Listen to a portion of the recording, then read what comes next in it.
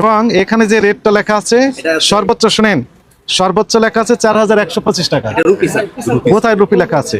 এটা পুরাটাই rupee sir. কোথায় রুপি? মানে এটা তো ইন্ডিয়ানরা কোথায় ইন্ডিয়ান? আমি বুঝি না এটা ইন্ডিয়ান না বাংলাদেশি? সরাসরি ইন্ডিয়া থেকে না যায় নাকি? ওটা তো ইম্পোর্ট হয়ে আসবে। ইম্পোর্ট হয়ে আসে স্যার। তাহলে ইম্পোর্ট ডকুমেন্টস কই? এই শুনেন শুনেন, আজকে যে মালটা আপনার নাম কি বললেন? মোহাম্মদ সাহেব স্যার। ইন্ডিয়ান লোকজন এরকম কাজ করবেন না তো, পাকিস্তানের লোক এই কাজগুলো করবেন না, এই অপকর্ম আপনি করবেন শুধু। এখানে ওই ক্যাশ মেমোর উপর তাদের প্রতিষ্ঠানের নাম ঠিকানা থাকবে না, এটা তারা ভাবতেই পারে না। পাকিস্তানের লোকজন এই কাজ করবেন না, ইন্ডিয়ান ওনারা ব্যবসায়ী এটি করবেন না, এটা আপনি শুধু করেছেন। আপনার আরো যারা ভাই আছে তারা এগুলো করতেছেন। বললেন যে ইন্ডিয়ান, কোথায় লেখা আছে ইন্ডিয়ান? ইন্ডিয়া থেকে স্যার ঠিক এইভাবে ব্ল্যাঙ্ক ক্যাশ মেমো তারা দেয়। সব সময় এগুলা করে। আপনার কি বিশ্বাস করবেন এনার কথায়? এখন কেউ বিশ্বাস করবে না।